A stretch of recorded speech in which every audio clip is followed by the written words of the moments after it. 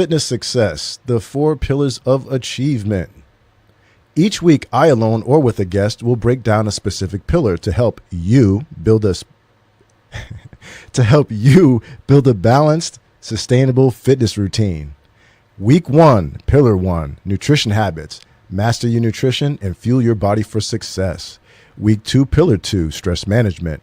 Practical strategies for managing life's inevitable stressors. Week 3, pillar 3, physical activity. Tips to stay active and energized no matter your fitness level. And then week 4, pillar 4, recovery measures. Recovery is key. Learn the best ways to rest, recharge, and avoid burnout both in and out of the gym.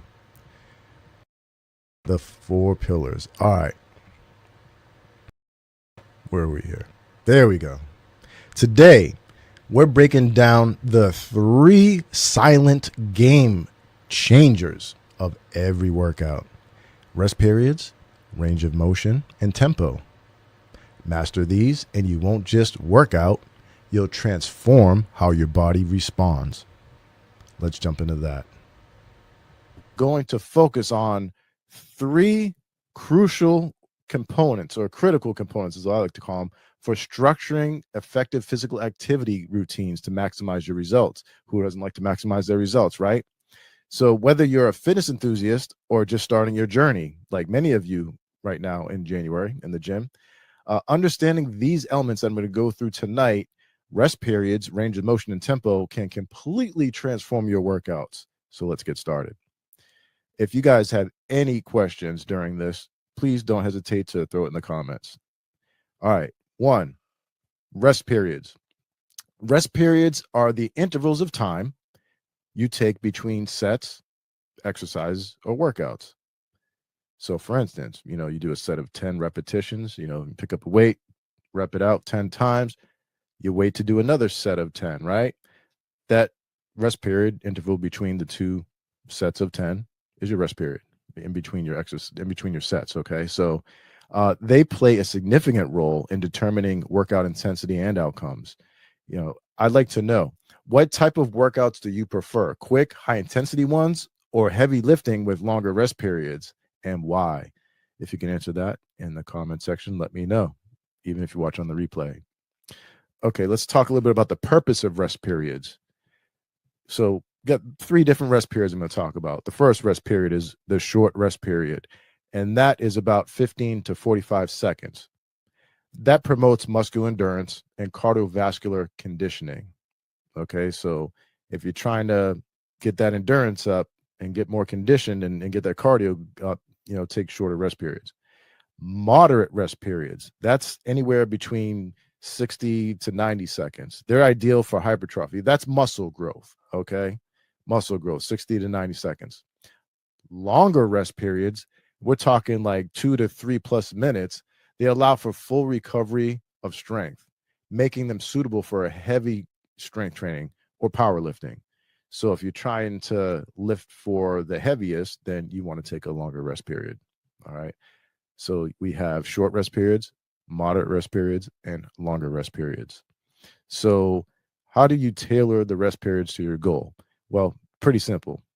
As a rule of thumb, for fat loss or general fitness, you want to take, shorter rest periods. So it keeps the heart rate elevated and burns more calories. And then for strength building, longer rest periods ensures that you can lift heavier weights effectively without premature fatigue. So for general health, general fitness, and for fat loss, you want anywhere from 15 to 45 seconds for your short period, or 60 to 90 seconds for your moderate. And if you're just going for strength building, you want to take that full 2 minutes or 2 to 3+ minutes worth of rest. All right, for those goals. And then there's something that we call active rest, which is also good for fat loss too. So instead of sitting idle, not doing anything, you can incorporate active recovery. All right. For example, walking, stretching, or light cardio, during your rest periods to keep blood flowing and reduce muscle stiffness. You could do that. And again, that's good for fat loss too. So I like to stay idle in between my sets. And while I'm idle, take that time to meditate. So I actually meditate a lot during my workouts. That's a little bonus for you, especially with the headphones in and just zoned out. All right. So the first thing that we talked about is rest periods. The second thing I want to talk about this evening that you can change up is your range of motion. All right. ROM, range of motion. So range of motion refers to how far a joint or muscle can move during an exercise. All right. So optimizing range of motion ensures better muscle engagement and reduces the risk of injury.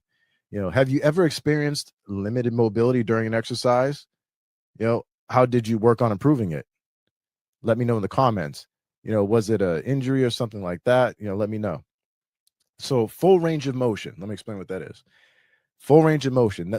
That's exercises performed with a full range of motion.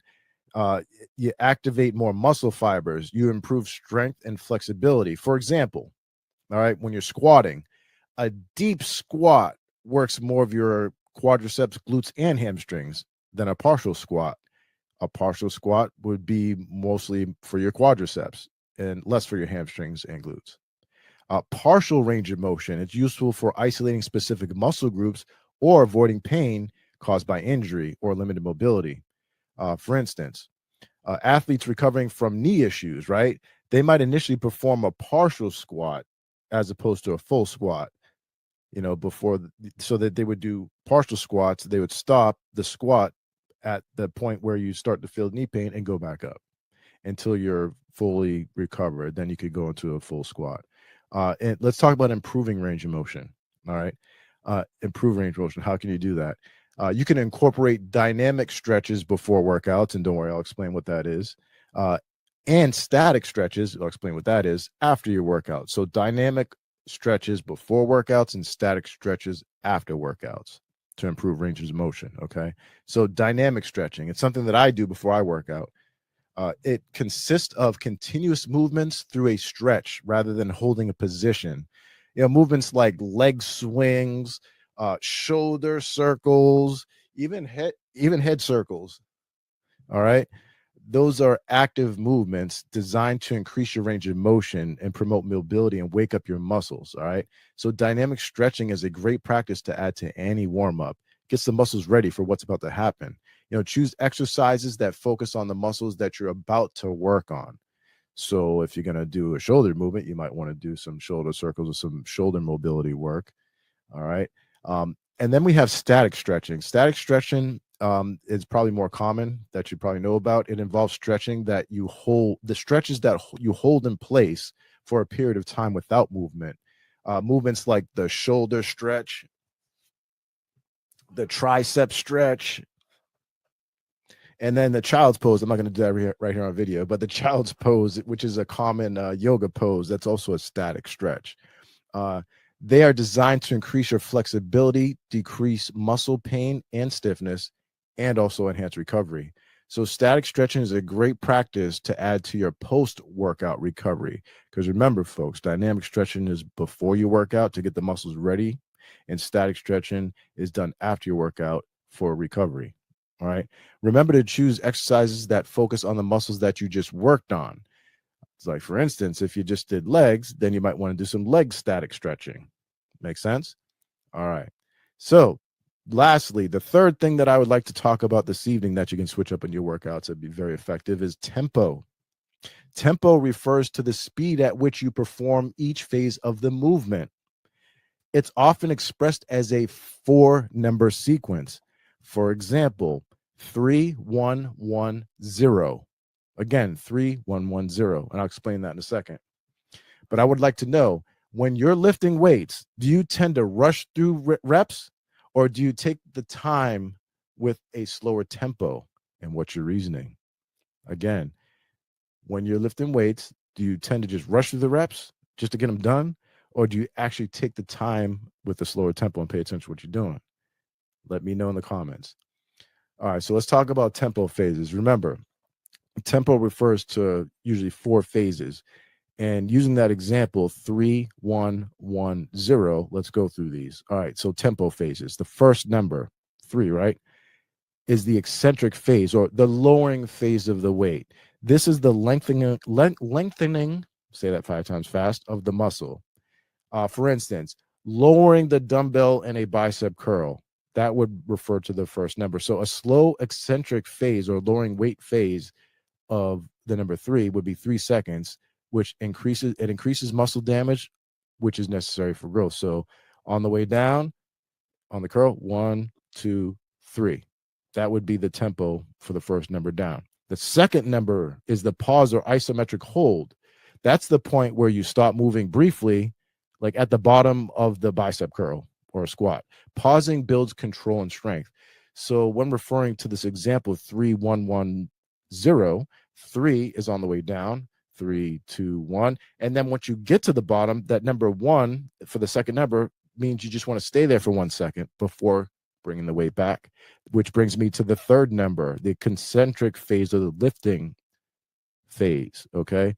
The shortening of the muscle or the curling up of the dumbbell. Explosive concentric movements enhance strength and power, where slower ones help build the muscle. So 3, 1, 1, 0, you got 3 on the way down, 3, 2, 1, 1 second pause at the bottom, and then 1, that means lift it up very quick, 1 second on the way up. All right, that's going to bring me to the fourth number, which is the pause between reps, or if there are any. So this is the rest before the next rep.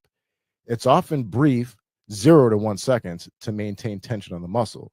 So on this example, 3, 1, 1, 0, 3 on the way down, 3, 2, 1, 1 second pause at the bottom, and then 1 second up, and then 0 wait before you go down again. That's all.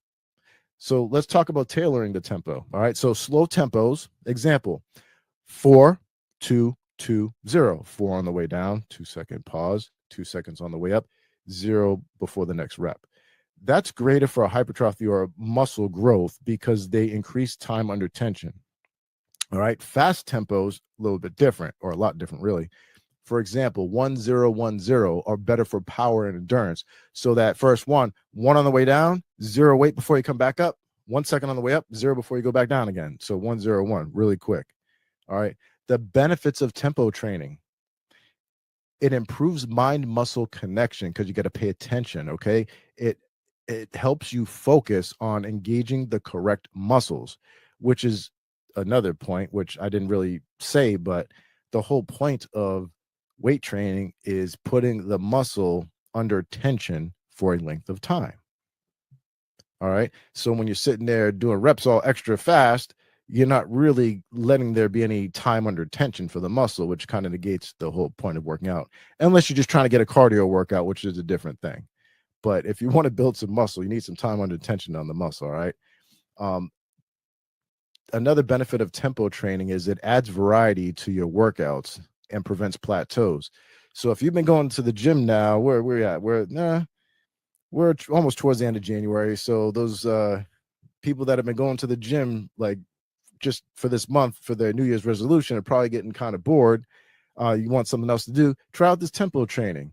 You know, pay attention to the actual time it takes to lower the weight and then to bring it back. And then also, again, hey, tonight too, pay attention to range of motion too. Pay attention to how far you're going or what's going on with that.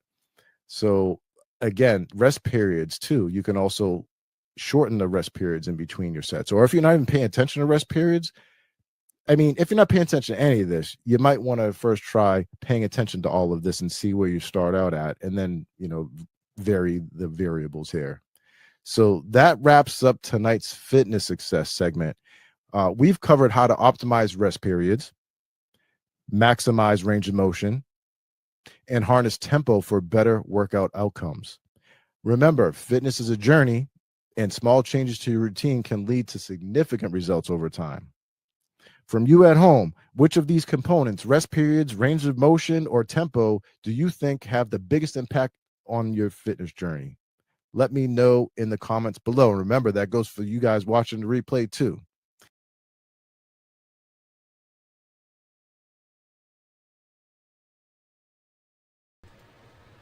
Gonna mute myself.